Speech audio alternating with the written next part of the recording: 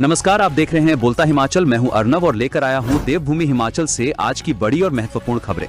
दोस्तों, रोजाना खबरों के लिए चैनल को सब्सक्राइब करें, वीडियो को लाइक और शेयर करें। कमेंट बॉक्स में अपने जिले का नाम हमें जरूर बताएं। वीडियो को अंत तक जरूर देखें। चलिए शुरू करते हैं आज का हिमाचल न्यूज बुलेटिन। आरडीजी बंद होते ही सरकार एक्शन में। सीएम ने 12 को फिर बुलाई कैबिनेट बैठक, कड़े फैसलों की तैयारी। केंद्र द्वारा रेवेन्यू डेफिसिट ग्रांट आरडीजी बंद करने को प्रदेश की सुक्खू सरकार ने अति गंभीरता से लिया है। प्रदेश के कई नेताओं और अर्थव्यवस्था के जानकारों ने इसे केंद्र का अलोकतांत्रिक फैसला करार दिया है। मुख्यमंत्री सुखविंदर सिंह सुक्खू ने केंद्र के इस फैसले से निपटने के लिए पूरी तैयारी शुरू कर दी है और समूचे फाइनेंस विभाग को हाई अलर्ट के साथ बेहतर वित्तीय प्रबंधन के निर्देश दिए हैं। साथ ही ऐसे संकेत भी मिलने लगे हैं कि प्रदेश के बेहतरी के लिए सरकार कुछ बड़े फैसले भी ले सकती है। मुख्यमंत्री सुखविंदर सिंह सुक्खू ने एक हफ्ते के भीतर ही दूसरी बार कैबिनेट की बैठक बुला ली है। कैबिनेट की बैठक 12 फरवरी को बुलाई गई है और इसमें राज्य सरकार कुछ कड़े फैसले भी ले सकती है। 8 जनवरी यानी गत रविवार को भी कैबिनेट की बैठक हुई थी और उसके बाद प्रधान सचिव वित्त देवेश कुमार ने एक प्रेजेंटेशन राज्य के वित्तीय हालत पर दी थी। इसमें वित्त विभाग ने राज्य सरकार से अगले वित्त वर्ष में सभी तरह की सब्सिडी बंद करने के साथ साथ कर्मचारियों के महंगाई भत्ते को भी फ्रीज करने का सुझाव दिया है। 2 साल से खाली पड़े पदों को अबॉलिश करने की सिफारिश भी की गई है। राज्य सरकार रिटायरमेंट एज बढ़ाने को लेकर चल रहे विचार को भी लंबे समय से टाल रही है, लेकिन अब कड़े फैसले लेने का वक्त है। हिमाचल सरकार ने बजट सत्र की शुरुआत 16 फरवरी से करने का निर्णय लिया है। इस सत्र के पहले हिस्से में भी राजस्व घाटा अनुदान बंद होने के प्रभावों पर चर्चा होगी। मुख्यमंत्री सुखविंदर सिंह सुक्खू ने इस पूरे मामले पर पहले प्रधानमंत्री नरेंद्र मोदी से मिलने का निर्णय लिया है। राज्य सरकार इसके लिए विपक्षी दल भाजपा से भी सहयोग चाहती है, लेकिन भाजपा नेताओं की ओर से अभी स्पष्ट तौर पर कुछ कहा नहीं गया है। दिल्ली में तय होगी हिमाचल की सियासी दिशा। मुख्यमंत्री सुक्खू हाईकमान के साथ करेंगे अहम मंथन। मुख्यमंत्री ठाकुर सुखविंदर सिंह सुक्खू मंगलवार को दिल्ली दौरे पर जाएंगे। ये दौरा राजनीतिक और प्रशासनिक दोनों दृष्टियों से बेहद अहम माना जा रहा है। मुख्यमंत्री का ये दिल्ली प्रवास ऐसे समय हो रहा है जब प्रदेश गंभीर वित्तीय चुनौतियों से जूझ रहा है और कांग्रेस संगठन स्तर पर भी अहम फैसलों की तैयारी में है।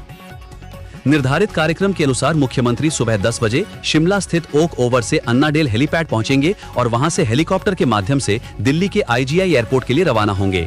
दिल्ली पहुंचने के बाद मुख्यमंत्री अखिल भारतीय कांग्रेस कमेटी द्वारा आयोजित संगठनात्मक बैठक में भाग लेंगे। इस बैठक में कांग्रेस के शीर्ष नेतृत्व के साथ प्रदेश और संगठन से जुड़े विभिन्न मुद्दों पर विस्तार से चर्चा की जाएगी। सूत्रों के अनुसार इस बैठक में मुख्यमंत्री सुक्खू केंद्र सरकार द्वारा हिमाचल प्रदेश को मिलने वाली राजस्व घाटा अनुदान आरडीजी को बंद किए जाने का मुद्दा प्रमुखता से उठाएंगे। आरडीजी बंद होने के बाद प्रदेश की वित्तीय स्थिति पर गहरा असर पड़ा है। राज्य सरकार को वेतन, पेंशन, विकास कार्यों और अन्य अनिवार्य खर्चों के लिए अतिरिक्त दबाव का सामना करना पड़ रहा है। मुख्यमंत्री इस विषय पर पार्टी हाईकमान को स्थिति से अवगत करवाते हुए आगे की राजनीतिक और रणनीतिक कार्रवाई को लेकर चर्चा करेंगे। सीएम सुक्खू बोले, शिमला और मनाली में आइस स्केटिंग रिंक, नादौन में बनेगा राफ्टिंग कॉम्प्लेक्स। एशियन विकास बैंक एडीबी के सहयोग से शिमला में आइस स्केटिंग रिंक और रोलर स्केटिंग रिंक, मनाली में आइस स्केटिंग रिंक और नादौन में राफ्टिंग कॉम्प्लेक्स का निर्माण किया जाएगा। इसके अलावा कालेश्वर महादेव मंदिर कूहना में जन सुविधाएं जुटाई जाएंगी। नादौन में वेलनेस सेंटर और साहसिक खेल केंद्र और छात्रावास भी बनाया जाएगा। नगरोटा बगवान में वेलनेस सेंटर और म्यूजिकल फाउंटेन का निर्माण भी एशियन विकास बैंक के सहयोग से किया जाएगा। सोमवार को मुख्यमंत्री सुखविंदर सिंह सुक्खू ने प्रदेश में एशियन विकास बैंक के सहयोग से विकसित की जा रही पर्यटन विकास परियोजनाओं की समीक्षा की। हिमाचल सरकार के विरुद्ध उतरे पेंशनर्स, डीए व एरियर रोकने के बजाय सरकारी खर्च पर कंट्रोल क्यों नहीं, राष्ट्रपति शासन की मांग। हिमाचल प्रदेश पेंशनर्स संयुक्त संघर्ष समिति ने वित्त विभाग के कर्मचारी व पेंशनरों के महंगाई भत्ता फ्रीज करने, संशोधित वेतनमान का बकाया एरियर न देने के प्रस्ताव का विरोध किया है। समिति की सोमवार को शिमला में आयोजित बैठक में इस पर विस्तृत चर्चा की गई। बैठक में निर्णय लिया गया कि संयुक्त संघर्ष समिति का प्रतिनिधिमंडल 18 फरवरी को राज्यपाल से मिलेगा। राज्यपाल को ज्ञापन सौंपकर उनसे अनुरोध किया जाएगा कि प्रदेश की नाजुक वित्तीय स्थिति का हवाला देकर केंद्र सरकार को सुझाव दिया जाए कि प्रदेश की सरकार को आर्टिकल 360 के तहत भंग करके प्रदेश में राष्ट्रपति शासन तुरंत लगाया जाए। बैठक की अध्यक्षता समिति के प्रदेश अध्यक्ष सुरेश ठाकुर ने की। संघ ने सरकार को चेतावनी दी कि राजस्व घाटा आरटीजी का बहाना बनाकर पेंशनरों और कर्मचारियों का महंगाई भत्ता फ्रीज करने और एरियर न देने का फैसला लिया तो सरकार को इसके गंभीर परिणाम भुगतने होंगे। ओबीसी आयोग शिमला से धर्मशाला भेजने पर रोक हटी। एचपी हाईकोर्ट के स्टे को सुप्रीम कोर्ट ने हटाया। सुप्रीम कोर्ट ने सोमवार को हिमाचल प्रदेश उच्च न्यायालय के उस अंतरिम आदेश को निरस्त कर दिया जिसमें राज्य सरकार द्वारा ओबीसी आयोग को शिमला से धर्मशाला स्थानांतरित करने के फैसले पर रोक लगाई गई थी। मुख्य न्यायाधीश सूर्यकांत, न्यायमूर्ति जॉय माल्या बागची और न्यायमूर्ति एनवी अंजारिया की पीठ ने कहा कि ऐसे मुद्दे नीतिगत निर्णयों से जुड़े होते हैं और समानता न्यायिक क्षेत्राधिकार में नहीं आते। पीठ ने उच्च न्यायालय से कहा कि वो राज्य सरकार के जवाब पर विचार करते हुए ओबीसी आयोग के स्थानांतरण के खिलाफ दायर याचिका पर निर्णय करे। अदालत ने राज्य सरकार को 4 सप्ताह के भीतर उच्च न्यायालय में अपना जवाब दाखिल करने की अनुमति दी। आरडीजी बंद होने का हिमाचल पर असर, ओपीएस के बजाय यूपीएस लागू करने की सलाह। 2 साल से खाली पद खत्म, बिजली बोर्ड का निजीकरण होगा। हिमाचल प्रदेश में कर्मचारियों को महंगाई भत्ता व एरियर संभव नहीं होगा। लोगों को दी जा रही सभी प्रकार की सब्सिडी भी बंद करनी पड़ेगी। ये सिफारिश वित्त विभाग के प्रधान सचिव वित्त देवेश कुमार ने राजस्व घाटा अनुदान आरडीजी बंद होने के बाद राज्य की वित्तीय हालत पर दी प्रस्तुति में दी है।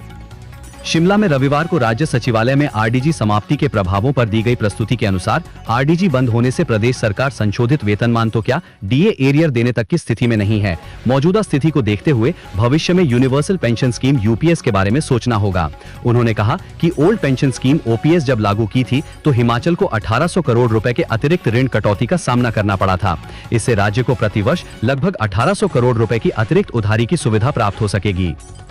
इसके अतिरिक्त 2 वर्ष से खाली पड़े पदों को खत्म करना होगा। केंद्र ने हमारे हाथ पैर बांध दिए, अगले साल वित्तीय मोर्चे पर सरकार चलाना मुश्किल होगा। राज्य बिजली बोर्ड का भी निजीकरण करना होगा। आरडीजी बंद होने के समीकरणों से कोई नई भर्ती की स्थिति में भी सरकार नहीं है। मौजूदा स्थिति में जो स्टाफ है उसी का युक्तिकरण करना होगा। जो संस्थान है उनमें से 30% बंद करने की सलाह है। राज्य की बहुत सी योजनाओं को बंद करना पड़ सकता है। केंद्र ने नया वेतन आयोग बनाया है, पंजाब भी उसे लागू करने की बात कर रहा है, लेकिन आरडीजी बंद होने से हिमाचल की स्थिति ये है कि नया तो क्या पे रिवीजन के बारे में भी नहीं सोच सकते। सीएम सुक्खू बोले, पर्यटन विकास परियोजनाओं पर व्यय किए जा रहे हैं 2350 करोड़ रुपए।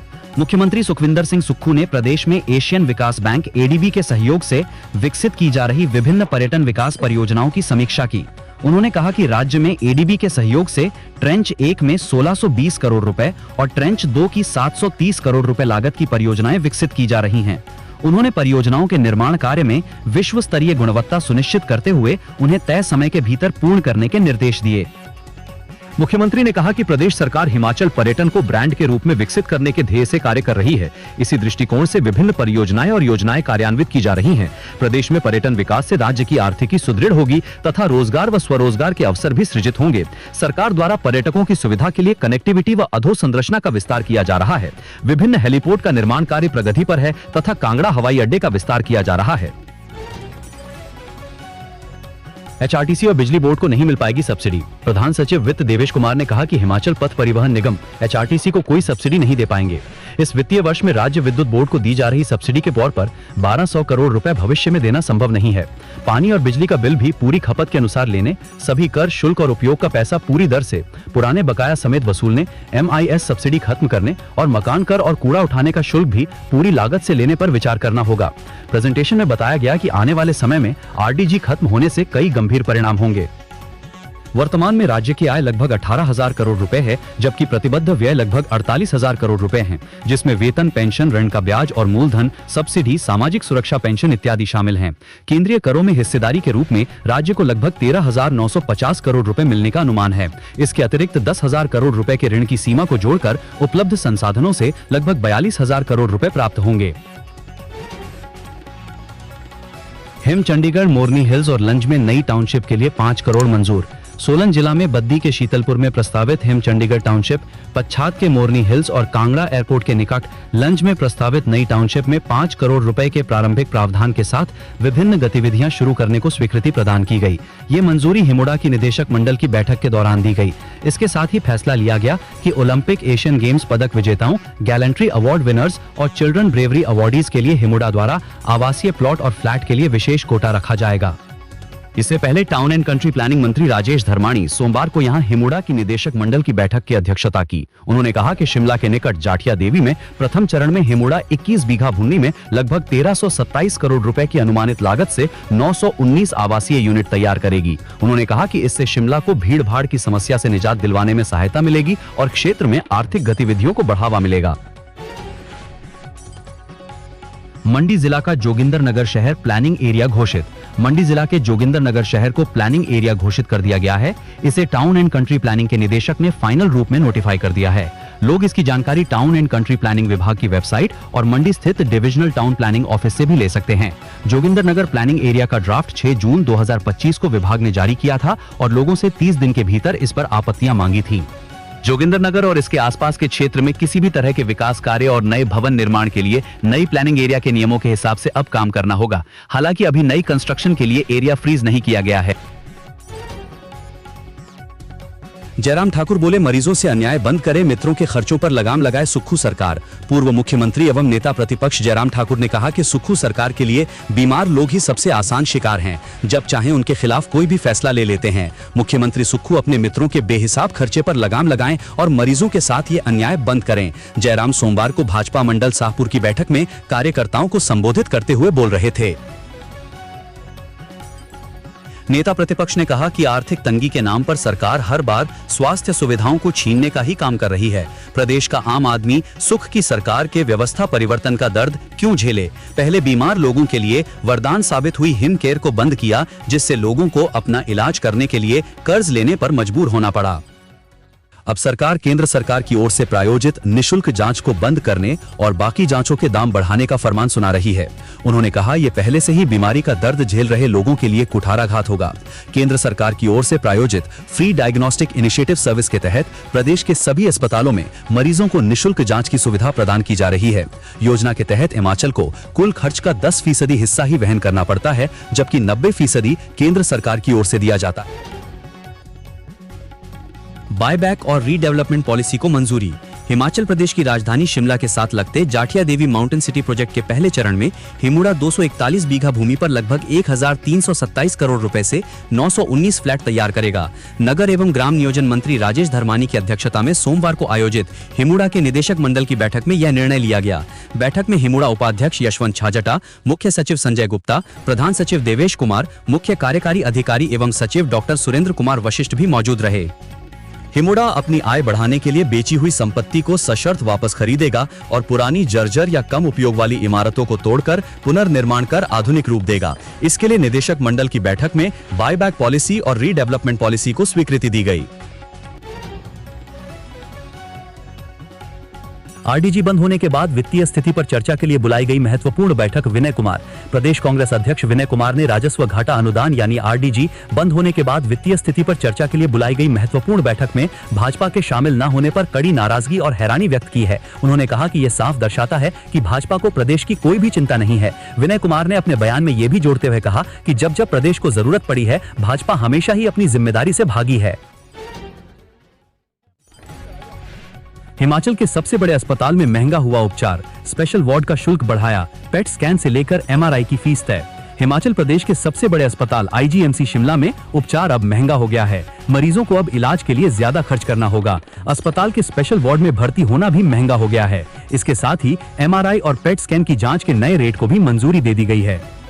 ये फैसला अस्पताल में रोगी कल्याण समिति आरकेएस की बैठक में लिया गया। सोमवार को रोगी कल्याण समिति आरकेएस की बैठक में स्पेशल वार्ड की दरों को चमियाना अस्पताल के बराबर कर दिया। अब स्पेशल वार्ड में भर्ती होने के लिए मरीजों को सिंगल मरीज के लिए बने वार्ड का 2000 प्रतिदिन शुल्क अदा करना होगा, वहीं शेयरिंग में ये शुल्क 1000 होगा। अतिरिक्त एक्सरे करवाने पर 50 और अल्ट्रासाउंड के लिए 130 शुल्क लिया जाएगा। बैठक में जांच सेवाओं की दरों को भी मंजूरी दी गई। पेट स्कैन के लिए 10,000 की दर तय की गई है। अस्पताल प्रशासन का दावा है कि यह चंडीगढ़ पीजीआई से सस्ती होगी। एमआरआई जांच के लिए 3000 शुल्क निर्धारित किया गया है। अस्पताल प्रशासन की ओर से पहले एमआरआई के लिए 2700 से 4000 तक की दरें प्रस्तावित की गई थी, लेकिन चर्चा के बाद इसे 3000 पर तय किया गया। मरीजों को भी तंग कर रही सरकार, नेता प्रतिपक्ष बोले, प्रदेश में बढ़ाई जा रही चिकित्सा जांच दरें। पूर्व मुख्यमंत्री एवं प्रतिपक्ष जयराम ठाकुर ने कहा कि सुक्खू सरकार के लिए प्रदेश के बीमार लोग ही सबसे आसान शिकार हैं। केंद्र सरकार द्वारा प्रायोजित फ्री डायग्नोस्टिक इनिशिएटिव सर्विस के तहत प्रदेश के सभी अस्पतालों में मरीजों को निःशुल्क जांच की सुविधा प्रदान की जा रही है। इस योजना के तहत हिमाचल को कुल खर्च का 10% हिस्सा ही वहन करना पड़ता है, जबकि 90% केंद्र सरकार द्वारा दिया जाता है।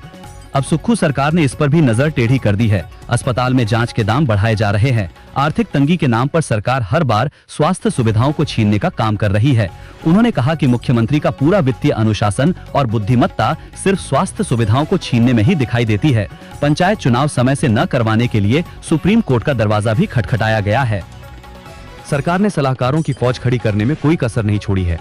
इससे पहले प्रदेश पर असंवैधानिक सीपीएस थोपे और उन्हें बचाने के लिए करोड़ों रुपए वकीलों पर लुटाए। जयराम ठाकुर ने कहा कि सरकार के खर्चों पर कोई नियंत्रण करने की बजाय मुख्यमंत्री हमेशा आम आदमी को ही शिकार बनाते हैं। पहले बीमार लोगों के लिए वरदान साबित हुई हिमकेयर को बंद किया, जिससे लोगों को अपना इलाज करने के लिए कर्ज लेने को मजबूर होना पड़ा। अब सरकार केंद्र सरकार द्वारा प्रायोजित निशुल्क जांच को बंद करने का फरमान सुना रही है, जो पहले से ही बीमारी का दर्द झेल रहे लोगों के लिए किसी कुठाराघात से कम नहीं होगा। मनाली के जगत सुख में महिला की हत्या, बगीचे में मिला शव। फोरेंसिक टीम ने मौके से जुटाई साक्ष्य। कुल्लू मनाली वामतट मार्ग पर जगत सुख में एक महिला का शव बरामद हुआ है। पुलिस के मुताबिक महिला के गले में निशान हैं। आशंका जताई जा रही है कि गला घोंटकर महिला की हत्या की गई है। मौके की जांच पड़ताल के बाद पुलिस ने हत्या का मामला दर्ज कर छानबीन शुरू कर दी है। अभी तक मृतक महिला की पहचान नहीं हो पाई है। पुलिस गाँव के लोगों से पूछताछ कर रही है। पुलिस के मुताबिक देखने में महिला नेपाली मूल की लग रही है। हिमाचल में बर्फबारी के आसार, 7 जिलों में तूफान, बिजली गिरने का येलो अलर्ट। राज्य में सोमवार सुबह मौसम ने करवट ले ली और कई इलाकों में बादल छा गए। राजधानी शिमला व मनाली में आसमान पर बादलों का डेरा रहा। मौसम विभाग के अनुसार सोमवार से पश्चिमी विक्षोभ सक्रिय हो गया है। इसके असर से प्रदेश के कई हिस्सों में मौसम खराब रहने व पर्वतीय इलाकों में बर्फबारी की संभावना है। मौसम विभाग का कहना है कि मंगलवार को इस सिस्टम का असर सबसे अधिक रहेगा और मध्य व उच्च पर्वतीय इलाकों में बारिश व बर्फबारी के आसार हैं, जबकि 7 जिलों चंबा, कांगड़ा, कुल्लू, मंडी, शिमला, किन्नौर व लाहौल स्पीति में गरज चमक, तेज हवाओं तथा बिजली गिरने को लेकर येलो अलर्ट जारी किया गया है। मौसम विभाग के मुताबिक कुछ स्थानों पर 30 से 50 किलोमीटर प्रति घंटे की रफ्तार से तेज हवाएं चल सकती हैं। ऊंचाई वाले पहाड़ी इलाकों में बर्फबारी और निचले क्षेत्रों में कहीं-कहीं हल्की से मध्यम बारिश होने की संभावना जताई गई है। हालांकि 11 से 13 फरवरी तक प्रदेश में मौसम साफ रहने का अनुमान है, जबकि 14 व 15 फरवरी को उच्च पर्वतीय इलाकों में हल्की हलचल रहेगी। मौसम में बदलाव के बीच प्रदेश में ठंड का असर अभी भी बना हुआ है। खास तौर पर जनजातीय और ऊंचाई वाले क्षेत्रों में कड़ाके की सर्दी जारी है। लाहौल स्पीति और किन्नौर के कई इलाकों में तापमान 0 से नीचे बना हुआ है। दोस्तों, बोलता हिमाचल को सपोर्ट करने के लिए इस वीडियो को एक लाइक और कमेंट जरूर करें। साथ में चैनल को सब्सक्राइब करें। धन्यवाद। जय हिंद, जय भारत।